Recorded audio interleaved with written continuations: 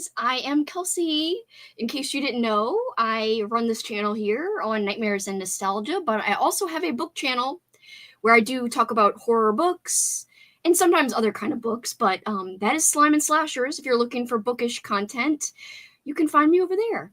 But I actually have a few movie chats that I've done on that other channel. However, I have a few here now that I've started this specific movie channel that I've started here. And this is going to be the first of my live movie discussions for my movie club. And I'm really excited about that. So I have a book and a movie club. They're kind of paired together. You don't have to participate in both parts, but I read books every month. And now I'm going to be watching movies every month and discussing them the month after the other month's read. So it's called the Midnight Book and Film Society. So this is the part of it that is the Midnight Film Society. Obviously an ode to Are You Afraid of the Dark? Clearly. Because, midnight, the Midnight Society. Anyway, I am wearing my 90s t-shirt and I got grease on it right before I filmed. Some grease splattered on it, and it was very sad. It's where you can't see, but still, I was kind of bummed about that. Christine, hello! Cameron, I love you. Alicia, yo-yo, and I'm so sorry, guys. If you're participating in my old school April readathon, there are sprints going on right now on my friend Kat's channel, and I was supposed to do the live yesterday. Stuff happened. I so apologize for having to reschedule.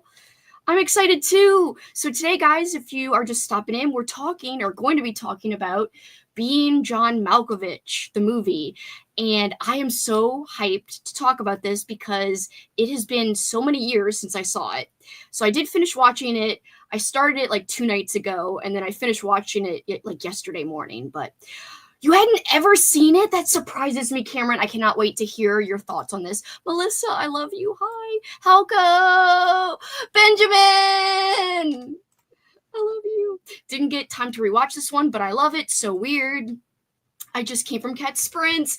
Yeah, guys, I am so sorry. I thought maybe there was a chance that Cat would be done by now, and I was like, oh, hopefully, it won't conflict, and really it was supposed to be yesterday, this stream, so I do apologize to Cat and to anyone who was looking forward to this yesterday, and I had to reschedule. There's a couple of things I want to hit on about this movie. I know Christine, it says it was her first time watching it. It was Cameron's first time watching it. I'd love to hear you guys' opinion on this. Do you have a star rating, first thoughts and opinions after your initial first viewing? And for those of you who have seen it already, or maybe have seen it more than once, I'd like to know about your reinvigorated thoughts on it. If you did get a refresher and were able to watch it in the last month for my movie club, what did you think about it? Are there any themes that pop up in your mind for you? The number one question I have is how the hell did this get greenlit? This is such a freaking weird movie. And there's some other movies that are similar in tone and style, but this is a pretty mainstream movie, and it was, I think, pretty successful. I've got the IMDb page. I will say, my freaking best friend Kat, who is doing those sprints, like I said, she would give you all the freaking little tidbits about the actors and all of these trivia things. And I am not like that. I am more let's freaking talk about the meaning behind what freaking happened. That's my jam. That is the main thing I love to discuss, is what people think the meaning behind something is, the story of the film, the imagery of the film, the symbolism of things. That is just, I don't know, my favorite thing ever. I might have more trivia when it comes to our watch for this month, which will be discussed next month, and that's Donnie Darko. And we will be discussing both the director's cut and the regular theatrical cut. So if you're looking to join us, make sure you revisit or watch for the first time Donnie Darko. Malkovich! And Bobby, I'm so glad you're here. That was the only thing I remembered from this movie, and then the little door. There is a little door in the plot. It's a very central part of the plot. There was so much in this I didn't remember, and I don't know about anyone else who has already seen it before in the past, but literally so long ago that I watched this for the first time, I rented it from Blockbuster. That's how long ago it was. So this was released in 1999, directed by Spike Jonze, and written by Charlie Kaufman. and it stars some really great prominent people. Obviously, John Malkovich, which is amazing that he was even in this. I love the meta. I'm hitting the thing. I'm so excited. I love the meta references, but it also stars John Cusack and Cameron Diaz. And Cameron Diaz in the 90s, it's like a very atypical role for her. Like she's not playing like a funny, quirky. I mean, she's funny and quirky, but she's not like the cute, like love interest girl next door. And then I really didn't like the character of Maxine. I hated her. I was like, I hate you. I didn't like her. I've never seen it. I read the plot on Wikipedia, and wow, it is so weird. I'd love to hear, if you go watch it after, what you would think after just reading about the plot. I had never seen it and didn't know anything about it. I always assumed it was like a weird mockumentary about John Malkovich. Nope. It is weird, though. It is. It is, Christine, yes. I've seen it a few times, and I think it still holds up really well. And even though it had been like freaking 25 years since I saw it, I actually think I liked it better than my first experience watching this. So back then, I wasn't as well watched. I'm not like the world's biggest movie expert, but I mean, my first love is movies, even above books. I'm more of a recent lover of books. But when I first watched this, I don't think I got a lot of the subtle, or maybe not so subtle, themes it was trying to convey. And there were just some things I missed. Again, who's to really say what my initial experience really was like, because I really have hardly any memory of it. The little door, Malkovich, and that's it. That's the two things. Agreed, Benjamin. I saw this in the cinema when I was in college, I think. I knew Spike Jonze as a music video director, and Charlie Kaufman had written on the short-lived Dana Carvey show. I loved this movie. Yeah, like, that is my takeaway from having rewatched it, was that I love it. Is it one of my favorites? No, and I probably won't rewatch it super often. Like, for instance, this next movie we're going to talk about next month, that is this month's movie, Donnie Darko. That one is a movie I could watch like 1,000 times. And I really love that movie a lot. This one, it's more like it would probably be great to watch it again in another 20 years and see how I feel, But I will say I'm really excited to share with you guys some things I found on a very interesting Reddit thread. I did share this thread on my Discord channel, and my Discord is where you can talk about our book club books or the movie club movies, or both if you want to participate in all things. But yeah, I linked the Reddit thread because I do want to talk about the thread and some of the great things that it brought up. Jonze directed some great Weezer videos that I loved. Also, he's done a lot with Bjork, which I find very interesting, and I didn't know until I literally just looked up his director not portfolio, but his filmography. So it was amazing to see this really accomplished feature film that is so surreal. What kind of meaning do you guys glean from it? Do you think there is any larger meaning? Do you think it's weird just for the sake of being weird? Do you have a favorite part? Do you have a favorite character? Any of that, I'd love to know. I gotta say, upon rewatch, there are two parts that stick out as my favorite. One is I love the part where Malkovich goes into his own head and all he sees is other Malkoviches. And that's one of the vague memories I had, was Malkovich, but I didn't remember in what way Malkovich was saying that and why. So re-experiencing that part was really fun. Just the whole Malkovich, and him just seeing so many different versions of himself, just saying Malkovich over and over again. Genius, great. I loved how he didn't experience it like everyone else, which makes sense from just like a realistic standpoint. I know when you're talking about realism in this movie, it doesn't really go hand in hand, but I think it's kind of still not realistic if you would have had him like seeing his inner like psyche the way everyone else was. Like experiencing the door the way everyone else did, I should say. So that part stuck out to me, but the part where Craig, played by John Cusack, is like in John Malkovich's body. So it's actually John Malkovich acting this part out.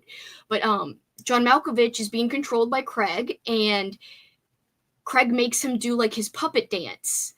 and he throws stuff at like the glass and he knocks stuff over and he like freaking rolls and genius, so good. That's definitely like my favorite number one scene, even more than Malkovich seeing many different versions of himself. Like, just I didn't realize how much of an exact replica it is to the puppet little performance that John Cusack does with the puppet at the beginning. So I thought that was a perfect like mirrored thing. And then to me that started to bring up, you know, the idea of who's really in control of ourselves, but also like this idea of, I got to go to the Reddit thread because they say it a lot more eloquently, but you know, that part was just such a literal part you can draw some themes from. Like, clearly John Malkovich is being puppeteered like an actual puppet. Like, is that some kind of comment about celebrity or about us as people being easily influenced by inner desires or obsessions? Again, the Reddit kind of thread goes into it way further than I am. I can't say it as eloquently, but I do see those themes in that scene specifically. You are not being over the top. This is the part I love about movie discussion. This is why I wanted to start a movie club, Bobby. This is like my jam right here. I don't mean to be over the top, but it definitely has so much to do with identity, agency, control. The puppeteering theme is pretty amazing, and what Jones does with POV is so cool. My one thing, I was looking under the trivia page to try to see if it has this answer. Hold on, I'm looking.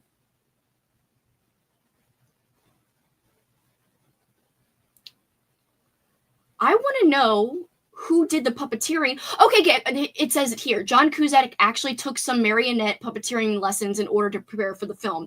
I will say, what really threw me off from this movie, I love this movie, but I kept getting distracted by John Cusack's hair and mannerisms. I think he purposely played this role more like his sister.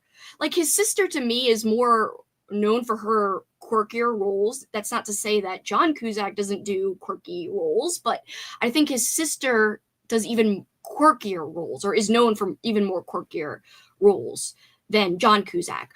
So his hair's long, and I had just watched Gross Point Blank, where John Cusack's hair is short, and he and his sister have a couple of scenes together on film.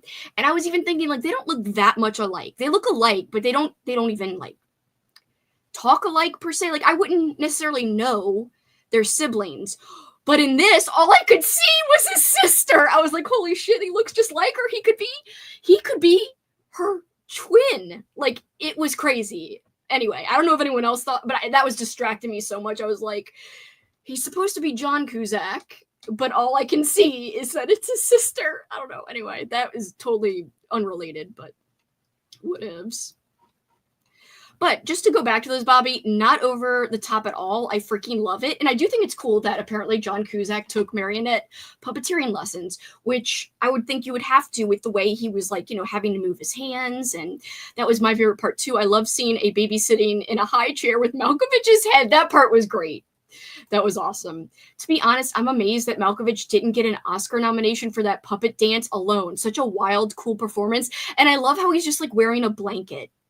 And apparently another great little trivia thing, and again, this is all from IMDb, so who knows where they're getting this trivia from. I don't know if it's from film commentary or, you know, some books, memoirs, whatever. But it says John Malkovich was approached about this film several times. He loved the script, but he and his production crew felt that another actor would fit the role better. Malkovich offered to help produce the film and aid Spike Jonze in any way, but he refused to star in it. Eventually, after a couple of years, Malkovich's will was worn down and he agreed to star in the film. And then the writer, Charlie Kaufman, had no backup actors in mind to play themselves in the title role if Malkovich couldn't appear in the film. Every time somebody offered to produce it on the condition that a different actor be used, Kaufman adamantly refused, even when Malkovich himself made the offer. And then John Malkovich claimed that he approached the character of John Malkovich as he would any other fictional role, and that the only thing about his real life that was reflected in the film is his wardrobe. which I think is so freaking great. So great.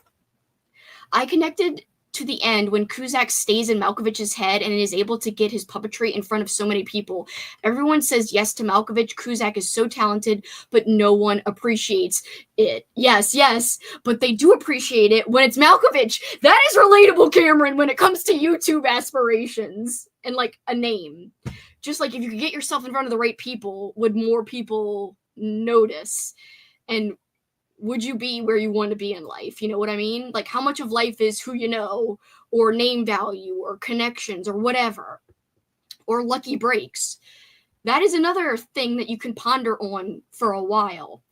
But John Cusack, okay, so this is how I'm like, how did this movie get made? John Cusack read the script after he had asked his agent to present him with the craziest, most unproducible script you can find. Impressed with it, he asked his agent to follow its progress and book him an audition, which won him the role.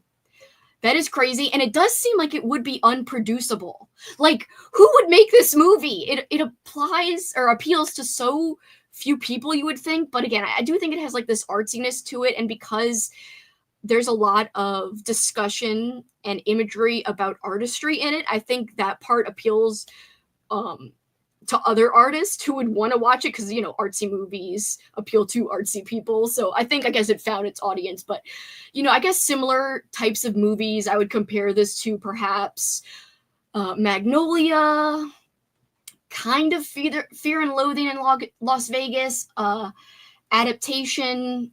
Those would be like pretty much the main ones that would seem as weird in my opinion. Totally, my videos don't get a ton of traffic, but if those same videos were posted to a channel with millions, it would literally change my entire life. I know. But kind of going back to what Bobby said, I'm gonna go to my Reddit thread here, and there's one part. Hold on.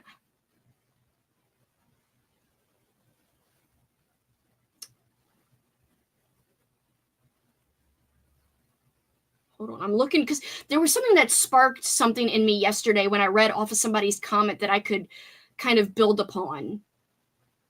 Aha, here it is. Okay, somebody wrote, I'll put this up so that I can credit them as well, by the way. Hold on. I know you can't see it. I will zoom in. Hold on one second. It's very tiny, but I just want you to be able to see as I read this who wrote it. All right. And this was only made 6 months ago. Empire Pro with an I, 06. I'm watching it for the first time.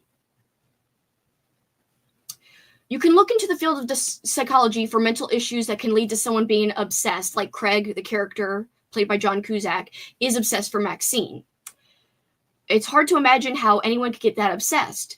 Basically, and simply put, it's a deep insecurity and negative belief in the self and of their self-worth, and a failure of the person to reflect inward and work on finding these core beliefs and thoughts that were essentially the seed that grew, that they held and nurtured and let it grow into deep-rooted belief. So I want to connect this to one of my favorite other parts, like my third favorite part. So where Cameron Diaz's character, Lottie, chases Maxine through the door, and they're basically in John Malkovich's subconscious or psyche. And we're going back in time and seeing all of these really sad, really traumatic events from John Malkovich's life. So again, negative beliefs in self-worth. You can see that there are all these negative things that John Malkovich, the character, not the actual person, John Malkovich, the character, in terms of this movie, experienced. But he overcame and still became somewhat successful in what he wanted to do, which was acting. Whereas you compare that to the character of Craig, played by John Cusack. I feel like John Cusack's character, Craig, and John Malkovich are mirrored characters, but one of them takes their negative self-image and experiences and turns it into something that's workable and positive, to where Craig can never get to that point. Clearly, he has some kind of negative self-worth, not just from reading this comment, but like when you see how easily he's into somebody and that she has no interest in him. She doesn't have any interest in him at all until he is able to puppeteer John Malkovich and control John Malkovich. So again, like Bobby said, there's a lot more to this than just this one little part I'm bringing up, but I like the idea, and nobody wrote that on Reddit, just that one part about negative self-beliefs. I feel like that's mirrored in the two characters, John Malkovich and Craig. But Craig isn't successful at building it into something to where he can use it to build up his life in a more positive way. Or maybe just one of them got lucky breaks and the other one didn't. You know, I think it's very, very interesting to compare the two. So I don't know, that was my little spiel about that. I don't know, that like last night when I read that, I was like, oh, Craig and freaking John Malkovich, and like, this is the shit I love. Pardon my French. This is the shit I love. What I find so interesting is the idea of the violation of taking over someone's body. There are moments that for me are very uncomfortable in that sense. It's fascinating. And let's kind of follow that thread a little bit, because there's other people who posted about that too. Some other themes in addition to control and autonomy, bodily autonomy, which you can like kind of bring this out further, and we can have a discussion too when it comes to women's issues and autonomy. Obviously in this movie it's very focused. However, we end, spoiler for anyone who hasn't seen the end, we end in freaking Maxine and Lottie's child's kind of point of view, to where Craig is in her psyche. She has no control over it, and Craig is trying to control her, but failing for now. That part is such a violation of self, of bodily autonomy, mental autonomy. It's really disturbing and off-putting, and I didn't remember the ending being like that. So although Lottie and Maxine, you could say, got a happy ending, it won't be happy forever, because their child will not be in control of her mind when she reaches 44. And I do think it's interesting that this one man figures out this way to prolong his life by jumping into other people's psyches and bodies. But he ends up taking more people with him. And again, it's great for the other people that he includes, but it's not great for the host person, as you see Malkovich basically become aware that he is being inhabited and is losing control of his self, of his mind. I don't know. There's so much psychology behind this. It's kind of one of the weird movies that you could draw really clear, I think, conclusions from. Craig blackmailing Lottie so he can have control, awful violation. Yes, there's so many violations of trust, and especially in a relationship that should be a very loving, caring relationship between a husband and wife.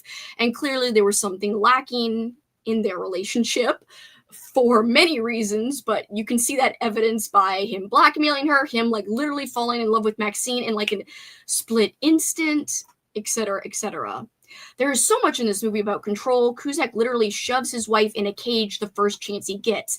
Yes, and there's actually a quote about love and obsession and its after effects as well. So the idea about going after what you want or being passive, that's also, I think, a theme in addition to control. So it says, and this again is a Reddit thread, and this comment was made 9 years ago by LaMan LaLegend, and they said,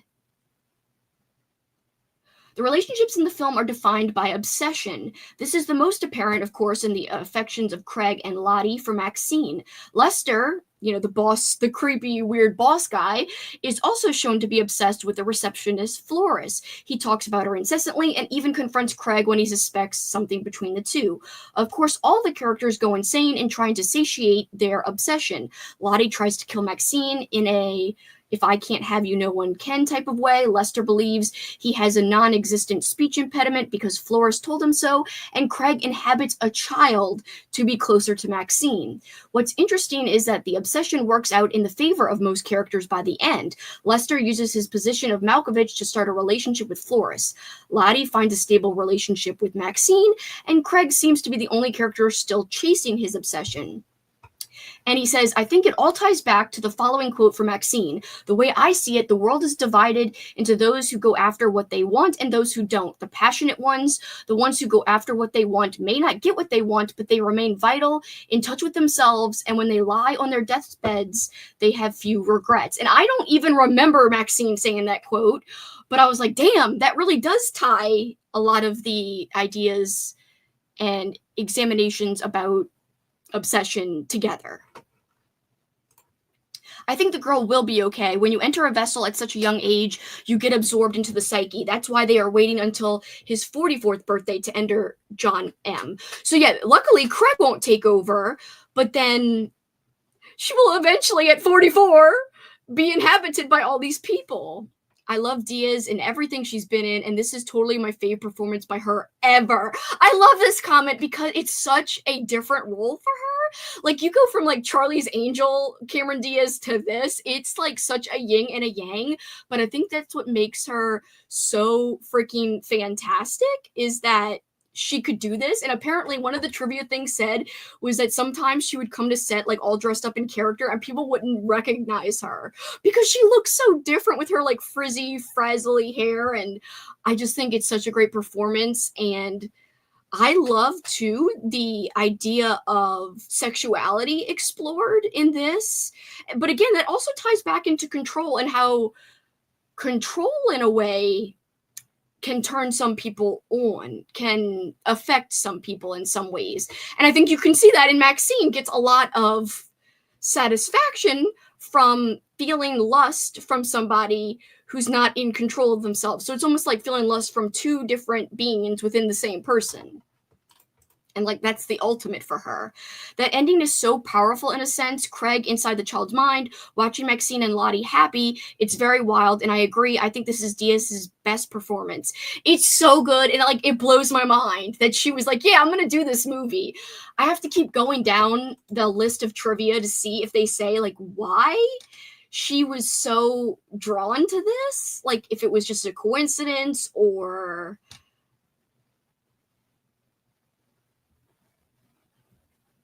Oh my God. And someone suggested Tom Cruise instead.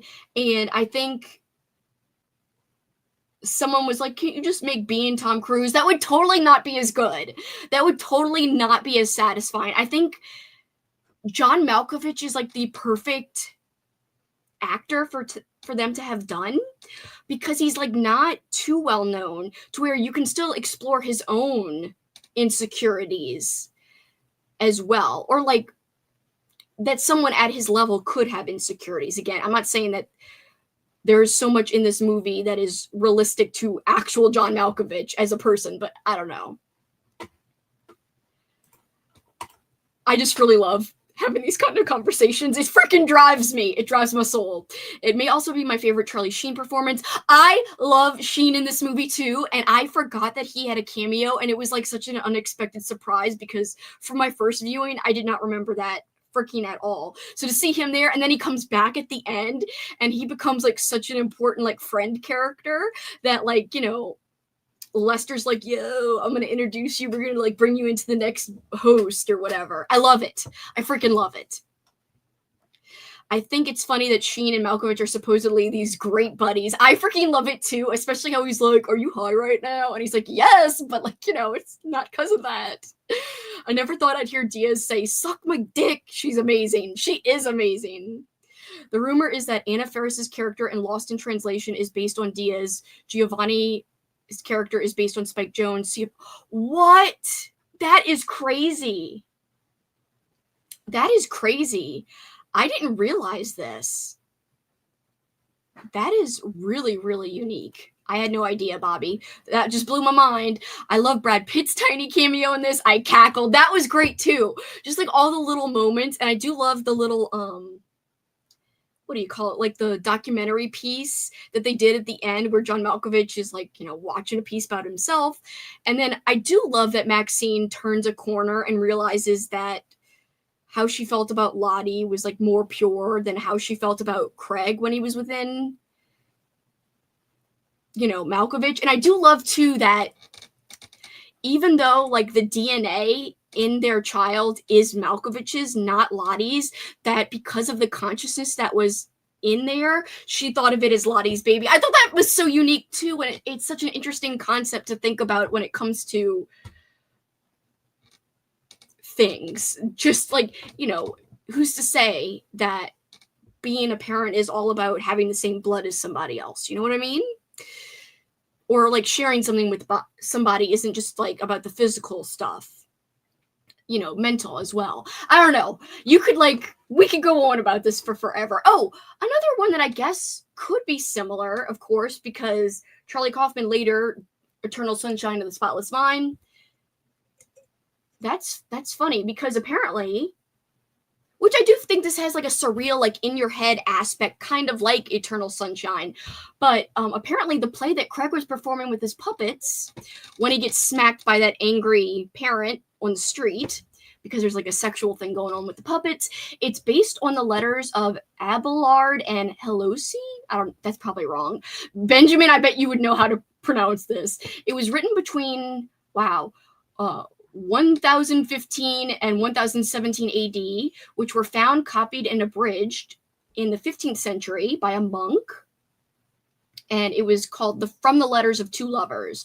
It became a classic document of early romantic tragic love used by many artists in their work, including William Shakespeare in Romeo and Juliet. In addition, Charlie Kaufman later used that play as inspiration for Eternal Sunshine of the Spotless Mind. So that is really interesting, in my opinion. Let's see if we could find any other interesting little tidbits here. But I do think the best piece of acting from Malkovich himself, besides him playing himself like 400 times, was the dance scene. It was so genius just because the emotion was there. Like, he has to think about if you were playing that. You're not playing yourself. You're playing freaking John Cusack's character playing yourself or puppeteering yourself. It's just such like a mind trip, like going within like meta, like within itself 100 times. This is a great question because what is the significance or the symbolism behind the 7.5 floor? And what is the symbolic nature that everyone just accepts it and how weird it is and that like it's a whole floor? Because it's one thing to have the door be a part of the plot, but why was that whole place a part of it? Why was that whole workplace so freaking weird? And it was just fine. It was part of it. Also, can we assume that Lottie was obsessed with animals because she had this instinct to mother? I mean, she did clearly want to have kids with Craig. She even talked about that. When are we going to have a baby? Can we talk about this? Was that why she wanted to mother so many pets? Was it something more? Was it her looking for something she was missing? Do you think that has a significant part in her character development? Yeah, it's hard to know if there was something more significant about floor 7.5 and how it was so small and just very random. And does the portal always stay in the same spot? Like, that portal is now leading into the child of Lottie and Maxine. So that portal, why doesn't it change locations? What created the portal? It's just like so fun to think about. Like, if there was a book, like a prequel book, oh, I'd freaking eat that shit up. Like, In the Vessel before John Malkovich, yes, give me that, please.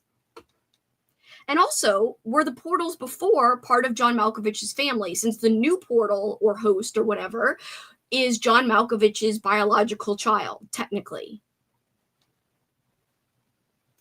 I do like the video explaining the 7.5 floor. That part was great.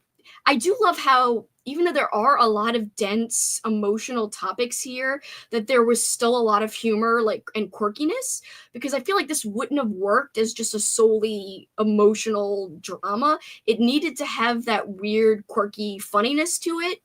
I think that it perfectly balances out, at least for me. Like, did you guys think any other visuals really stuck out in terms of symbolism, or I know this is kind of snooty, but like meze unseen, where what you can see within the frame is very purposeful and is means something bigger and has some kind of meaning. When Kuzak starts crawling through the portal for the first time, I literally said a butthole out loud. That is amazing. It did look kind of muddy and weird, and yeah, maybe it was a butthole. I don't know, but it was something. I love how they also randomly like pop back out by the freaking New Jersey Turnpike. Was it? I don't know. Anyway, I love how they just like came out of the sky. So there's so many sci-fi things you can explore with this premise. If I gotta see, man, I wish there was a novelization of this, but like I don't think it would have added much if there is, and I'm sure there's not. I'm sure I would know if there was. I really wish. Wait a minute. Is this real?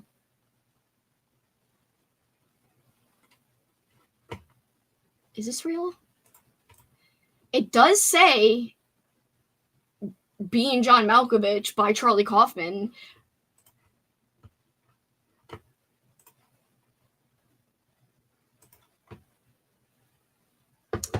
Is Being John Malkovich, when I Google just if there's a novelization, this comes up randomly. It says, people ask, is Being John Malkovich Kafka-esque? That's a really interesting question. Spike Jonze directed this one-of-a-kind mind-bender from the master of meta screenwriter Charlie Kaufman. Kaufman's Kafka-esque fantasy revolves around a down-and-out puppeteer, yada yada. So they're saying it's Kafka-esque, which, yeah, that's kind of cool. Let's see.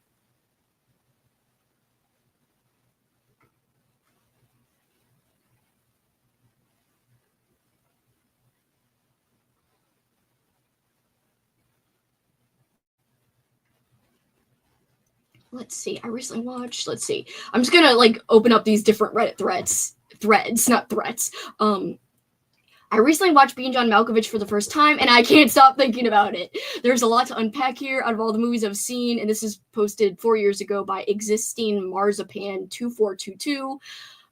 The way it's filmed is incredible. The story is fascinating. I've never seen anything like it. I highly recommend this movie if you've never seen it. I would love to hear anybody's thoughts or takes on how it made you feel. Kind of dark and sad, but also beautiful in a really weird way. And is there anything else you've seen similar to this? Let's see. Someone just said watch more Charlie Kaufman movies. Eternal Sunshine for the win. Let's see.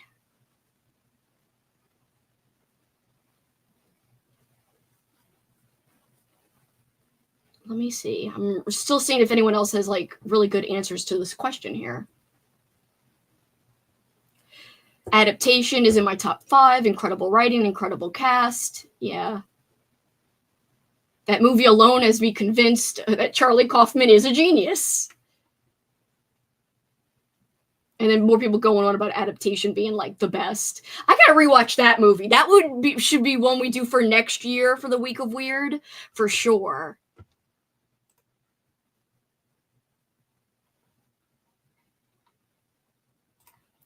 At the beginning, during the puppet performance, as the camera moves away at the end, you can see his wife's puppet just hanging at the side of the stage, which I found meaningful on this watch. Yeah, I did notice that too. And I thought that was really, really telling and like symbolic. I don't mean to sound weird, but visually speaking, the love scene with Lottie inside Malkovich looking at Maxine, I think that is filmed in such an interesting way. I do agree with that as well. And I think that was done really, really kind of beautifully. Like, I know it's kind of creepy to talk about it because the scene is like a sex scene essentially, but it's like talking about like love spanning like the usual kind of thing you think about. Because I mean, at that point, Lottie already thinks she's like in love with Maxine. She's already fallen in love with her like very, very quickly. Going off why Benjamin said what Benjamin said, I think it's interesting that Cusack modeled the puppet off of himself and making his puppet the star of the show, when in reality he's not. He can puppeteer his destiny in fiction, but in reality he has no control. And the people he's trying to control are the ones who abandon him and seize their destinies. That is such a beautiful point, Cameron, and so well said. My God. Yeah, because when you look at the documentary about John Malkovich and he turns to puppeteering, the puppet that Malkovich is using is the one of Craig. So, Craig making himself as a puppet, as the star, even though nobody will ever really know it's him. And yet this whole time trying to get a leg up and feel in control of the situation of his life, of Maxine as his love interest, being in control of their relationship. He loses all of that when he falls out of the body of John Malkovich. And he's thinking he's doing this selfless act by saving Maxine and giving up the control of John Malkovich. And I guess in a way it's selfless, but he's a very selfish character from the very, very beginning. Definitely has a lot of mental issues that aren't addressed. Like I said, I do think it's interesting seeing that John Malkovich in his subconscious had a lot of traumatic things that could have deterred him as a human and made him more like Craig, but it didn't. That was one of my things that I never would have picked up on the first time. There's no way I would have really analyzed that part. And that part really reminded me, specifically when they were going through his subconscious, was reminding me of Eternal Sunshine. When they're going through each other's memories and they're small under the table. That reminded me so much of that, the John Malkovich scene where they're going through his subconscious and everything's turning. And I love the way that was filmed. I freaking love it. That was probably visually my very favorite part of the movie. Even more, I know I said that the John Malkovich 1,000 times is my favorite, but I feel like visually that is great. But the mind scene, the subconscious scene, is even better. I love Eternal Sunshine, so I need to watch this for sure. I do love adaptation. I don't remember a thing about it. I have seen it. I remember it being weird. That's all I remember. I need to rewatch that.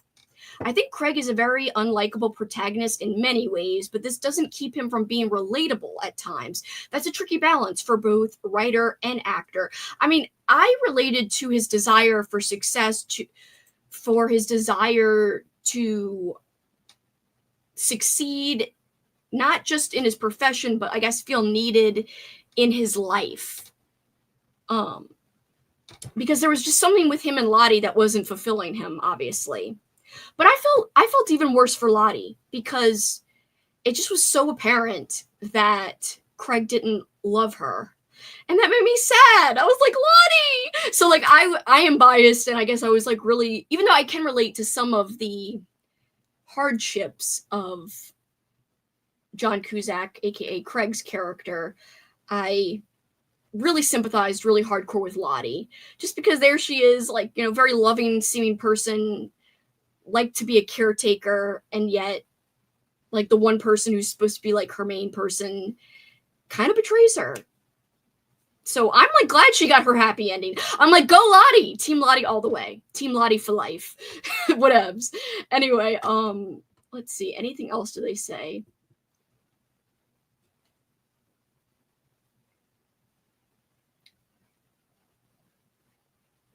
Some people are comparing it to I'm thinking of ending things in terms of vibes. They are comparing it to the movie, but I would say you could compare it to the book, really.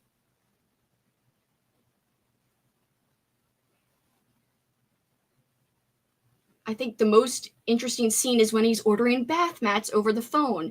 It's such a mundane, non-eventful thing. So, when John Malkovich places, that part is interesting. Why did they include that? Is it a statement about celebrity? How we put them on these pedestals, but really they're just like us. So what are we doing? Is that freaking some kind of meaningful statement there? Oh, for sure. And Maxine, I just couldn't get on board with Maxine, but I do appreciate how she changed in the end and had a change of heart. Team Lottie for Evs. Yes, thank you. You're on the same page as me. Team Lottie. Let's go.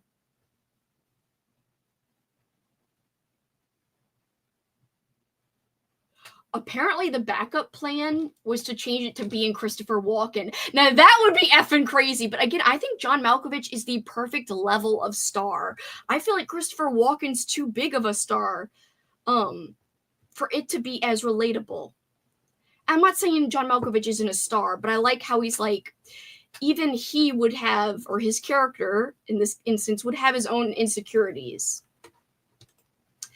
The bath mat ordering scene, I don't know why I freaking love that so much. It's like, here is how boring life is for actors between movies, just hanging out spending money because they have it. Yeah, and he's like eating old Chinese food, like randomly out of the fridge. Like, there's nothing great going on, but the people still want to experience it. They don't care. They'll pay $200 to experience ordering bath mats.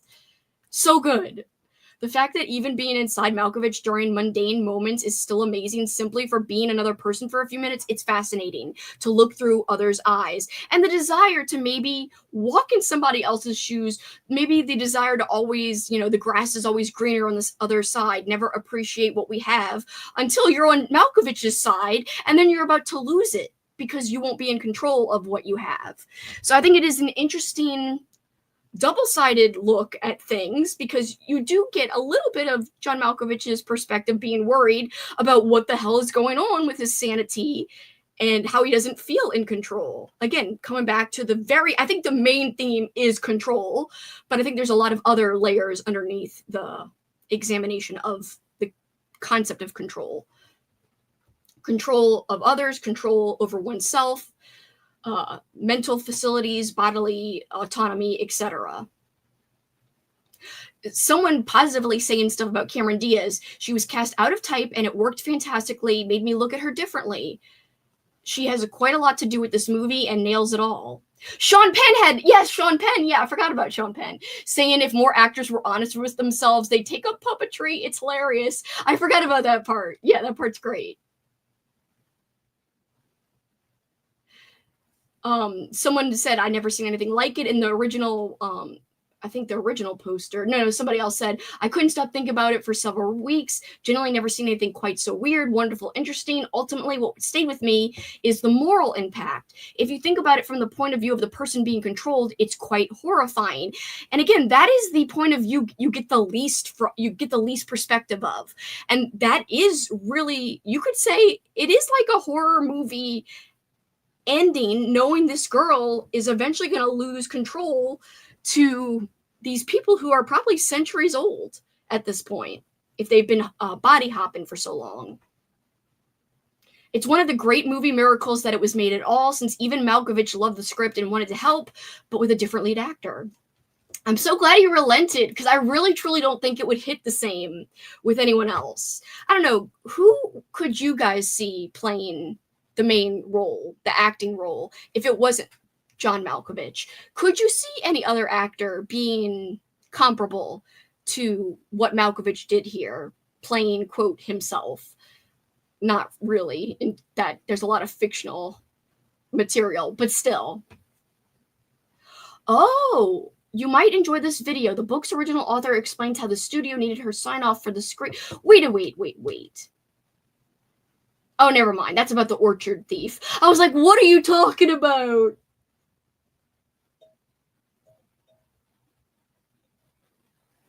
Okay, I'm sorry. I was like, what? There's a book first? No.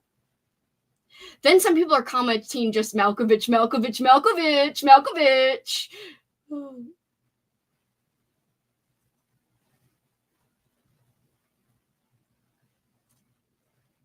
I'm glad people are still discovering this. I love it, but the more I think about it, the implications of this movie are kind of terrifying. The ending fate, even to a non-sympathetic character, is too bleak for me to watch again. I have seen it at least twice and enjoyed, but I can't watch it again, being left with that feeling of being stuck.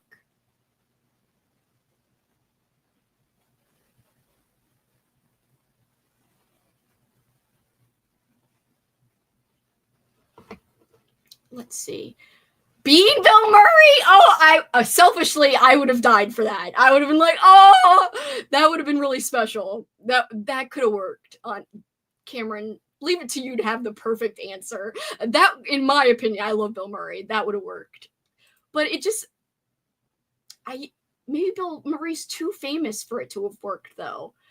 But I do think he is somebody who is humble enough to where they could have made it work. Like a bigger name who still is quirky and weird in his own right, to where it still could have been just as interesting of a story. Because I think what John Malkovich has going for him is this like inherent weird quirkiness to him. It's a vibe. I don't know. Also, in a sense, one of the themes is really intense voyeurism. True. Whoopee! Whoopee! Just kidding. I do think the voyeurism part has a lot to it too, about just, but also the need to get out of yourself, your own psyche, and just live something different. I'd love being Whoopi Goldberg. Now that would be incredible, and it would be a whole nother can of worms. That would be really interesting. I would actually love it too. And it's like she's filming freaking Sister Act or whatever. And anyway, I don't know why that would be involved in it, but that would be kind of fun. You know what's an underrated movie with Whoopi Goldberg? What the frick is it called? Hold on. I know the other actor in it.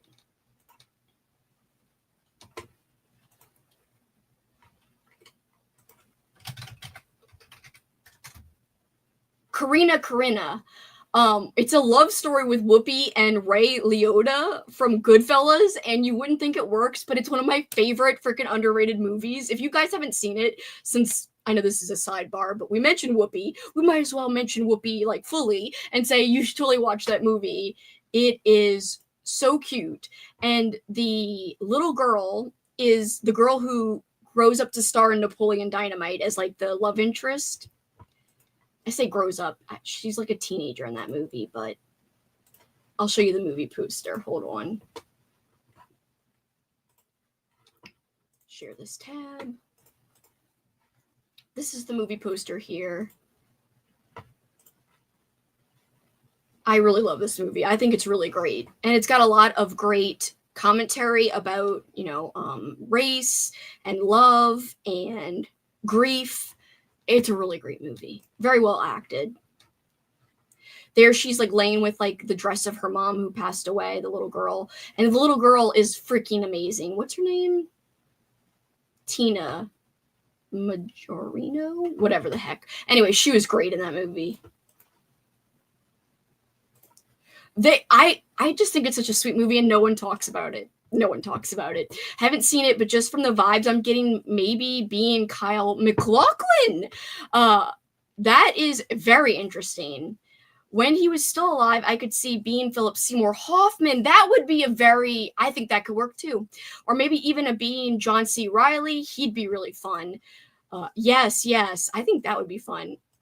You haven't seen that? You need to see it. It's so sweet. Like literally, I think I used to cry when I would watch it a lot. I think the first time I ever saw it, it was just playing on AMC randomly, and I'm like, what is this? It is so good, and Whoopi's character is so freaking sweet and charming, and her character's relationship with the little girl, it's so cute. It's so wonderful and heartwarming, and yeah. I think you'd love it, Cameron. I think you'd freaking adore it, actually, the more I think about it. If you have not seen it, you need to see it for sure. This makes me excited. A movie that Cameron has not seen, and you had not seen this one. So it's like, I can introduce you to new things sometimes when it comes to movies. It makes me excited because to me, you're the movie master. So it feels like very hard to recommend movies to you, but yes, that's so fun. Please watch it, and if you do, let me know what you think. But we probably won't be doing a movie like that for Movie Club, but I definitely want to kind of do adaptation. I think I've got most of the movies, by the way, picked out for this year. We're going to start wrapping this up, guys. As we wrap up, any final thoughts, any final commentary about specific scenes, characters, actors, trivia, tidbits, questions, ratings. What would you give this movie rating wise? I think I'd give it, it's hard because like it's not a 5-star all-time favorite, but I feel like it's a 5-star story, if that makes sense. And it's a 5-star performance by everyone involved. But like 5 stars, when it comes to movies, I'm a lot harsher. And I give 5 stars a lot less. Like 5 stars I usually give to movies that are like my all-time favorites, whereas 4.5 would mean like, you know, another movie I'd watch rewatch a lot. A 4 would be like I loved it, but I probably wouldn't need to rewatch it a ton. So I don't know. Being Drew Barrymore, she'd be like, "Oh, sure, guys, you can write along in my head if it makes you feel better. I love making people's days." That would be like that would be like being Kelsey, me. Being Kelsey Schreiber, that's me. That would be me. I would be Drew Barrymore. 10 out of 5 for me. That's so exciting. I really don't know. I mean, I think I'd probably give it a 4.5. A 4 or 4.5, maybe 4.25 in between. But again, I would wait a long time before I watched it again, just because it is like a movie I think that can leave you with weird vibes, like kind of not down vibes, but just like kind of weird vibes. I don't know how else to say it. I just think it's amazing that Spike Jonze was able to make the movie he wanted to make this early in his career. I love that a movie this surreal hit the mainstream in a way. Charlie Kaufman is great. Agree. And like the first thing I thought was, how the hell did this get made when I rewatched it? I was like, I don't remember half of this. B, how did this get made? That was my main thought. So some of the ones I have for sure. My conflict is I have 2 movies that feature the Vietnam War as a potential for the movie club. So I am going to be putting up a poll to see which movies we should do, because for October, I'm either going to do The Exorcist or Jacob's Ladder. Jacob's Ladder does have to do with the Vietnam War, and a movie that I really definitely want to do is The Deer Hunter. I could wait to do The Deer Hunter next year, but The Deer Hunter is so freaking good. It makes me want to do that one like this year because it's so good and I haven't seen it in forever. Is it depressing as hell? Yes, but it also has a lot to do with the Vietnam War as well. So is it too redundant to have 2 movies that discuss that in the same year? Potentially. But just so you guys know what's coming down the pike, Donnie Darko. It's this month's movie. We will discuss it the second week in May. Then in May, our movie will be Midsommar. We'll discuss that in the second week of June. June, July, still up in the air. August, we are going to be watching Eraserhead, and we'll discuss that in September. September, we're going to be discussing or watching Carnival of Souls. We'll discuss it in October. And November is definitely going to be The Lords of Salem, and my book club will be reading the novelization, and we'll compare the 2 at the same time. I would give this a 5, but I agree that it is a movie that doesn't need to be rewatched a ton. Like, you know, there are some 5-star movies that are like a comfort movie. This I wouldn't call a comfort movie, but like in terms of how well made it is, yeah, 5 stars, 100%. Jacob's Ladder. I love Donnie Darko.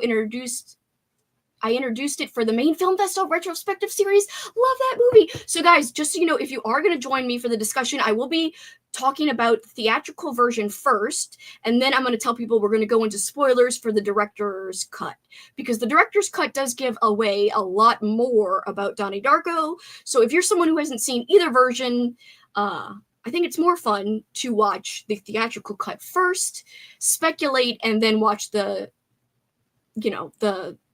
director's cut after. But if you're going to pick and choose and you've never seen it, definitely the theatrical cut, to where there's more open room for discussion. And I hope I didn't reverse what I meant to say. The theatrical cut is shorter, it gives away less. The director's cut fills in the gaps more, less to speculate about. Still fun, still great. But I like both versions a lot, and I'm going to try to watch both versions, even if it's going to be difficult. But we'll see. It is also one of my, and I have a special shirt and poster that I bought, not just for the discussion, but I love that movie, and I was like, I need more posters. And Halftone Horror came out with like a great t-shirt for it and a poster, and I was like, I need this. It's a great movie about a bunny. I cannot wait to talk about Donnie Darko. I think that will be a much longer conversation because I think there's just so much more to speculate about, and there's so much more we could talk about, like meze and scene related, and like the way it's shot and edited, and what is included in the dialogue and what is not. And I might even try to watch the director's commentary. I'm putting a lot on my plate to try to watch before our discussion, but I probably won't watch any of this until May, like the commentary, whatever, right before the discussion. So just letting you know what is coming up down the pike if you do want to keep participating in this movie club. And are some of our unknowns are Vertigo, Stalker, The Player, Everything Everywhere All at Once, and The Deer Hunter. So those are potentials, and we will see which ones we get to. But I'm leaning towards Jacob's Ladder as well. And the only reason I even put The Exorcist in there is because I just reread the book for the second time this year, and I was like, oh, wouldn't it be a good time to use that as an excuse to do it for a film club movie? But we'll see.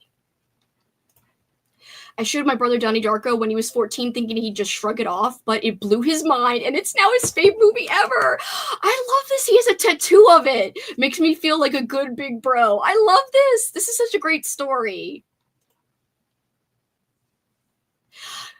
I have to admit, though, Kelsey, sometimes I doubt your commitment to sparkle motion. Anyway, she kind of says it like that. I freaking love Donnie Darko. I can't wait. And I love sparkle motion, and I'm very dedicated to sparkle motion. Whoopi is great in The Player, too. It's been so long since I watched The Player, and I watched it for the class that inspired me to do this movie club. It was called American Film as a Literary Art. It was an English class in college, and it's one of my favorite classes I've ever taken in my academic life throughout the, 20-something years that I was in school. It was hands down the best class ever. It made me discover that I love to talk about things and dissect things with other people, and I love hearing other people's philosophical takes on things and their opinions about artsy things like movies. But I also obviously now like that about people talking about books too. But yeah, we watched The Player for that class, and it blew my mind. It blew my mind. And there's some references to Rosemary's Baby in that, which I think it could be fun now that I also have read Rosemary's Baby. I haven't rewatched the movie in a long time, but I think it'd be fun to revisit The Player after it's been so long and, I don't know, reevaluate it a little. I love that line so much. Me too.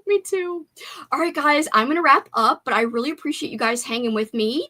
If anyone is catching the replay, please feel free to leave comments on this stream, even if it's, already finished. I still want to know your opinions of the movie being John Malkovich, your favorite scene. If there was another actor who was the main star and the title character of this, as in John Malkovich, who do you think could have played him instead, or who they could have made the movie about instead? I would love to know that as well. And thank you all who were here for the live. I appreciate you. Thank you, Alicia. Thank you, Bobby. I appreciate you guys. Thank you, Cameron and Benjamin. And thank you to Melissa. I know you didn't watch the movie, but I appreciate you being here, and I love you very, very much. Thank you. I appreciate you guys. I know that I don't bring as much trivia to the table as Kat, but I liked having the philosophical discussions, and also thanks to my little Reddit notes. Thank you, Reddit users. I'm significantly bowing to you, or metaphorically bowing to you. Have a great night, guys. I love you all so much, and I will see you next time. Donnie Darko. Vanessa, you were here. I love you, Vanessa. Bye, guys. I will see you next time. Oop, wait, I almost did it wrong. I almost left the studio without ending the stream. Goodbye. I'm not going to do that. Goodbye.